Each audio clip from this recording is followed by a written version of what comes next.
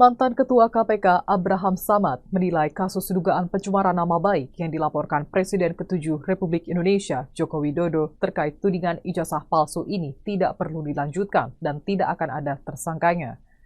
Kasus dugaan pencemaran nama baik ini dilaporkan Jokowi pada 30 April 2025 lalu ke Polda Metro Jaya imbas ramainya tudingan ijazah palsu yang ditujukan kepadanya.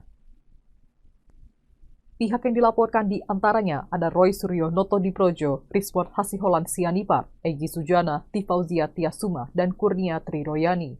Abraham Samad menilai kurangnya bukti dalam kasus dugaan pencemaran nama baik inilah yang membuat kasus ini seharusnya tidak dilanjutkan proses hukumnya.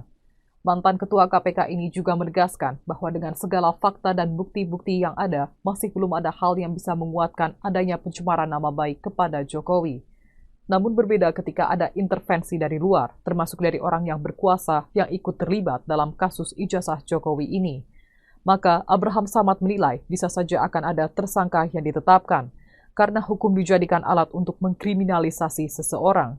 Kuasa hukum Roy Suryo dan kawan-kawan, Ahmad Khozinuddin, menilai Presiden Prabowo Subianto harus turun tangan dalam membantu menyelesaikan kasus ijazah Jokowi yang hingga kini tak kunjung usai.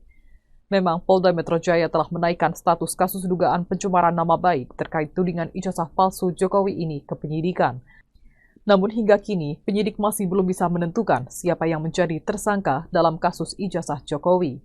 Banyak saksi yang diperiksa, tapi penyidik tidak kunjung mengumumkan siapa yang akan jadi tersangkanya.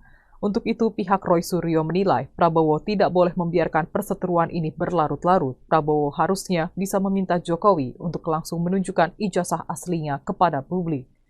Menunjukkan ijazah asli tersebut, kata Ahmad, bisa menjadi bentuk sikap negarawan agar persoalan ijazah palsu ini segera rampung. Dengan tidak ditunjukkannya ijazah asli Jokowi tersebut, menurut Ahmad, justru semakin menimbulkan keraguan publik tentang keaslian ijazah ex-Presiden Republik Indonesia tersebut. Download Tribun X sekarang, menghadirkan lokal menjadi Indonesia.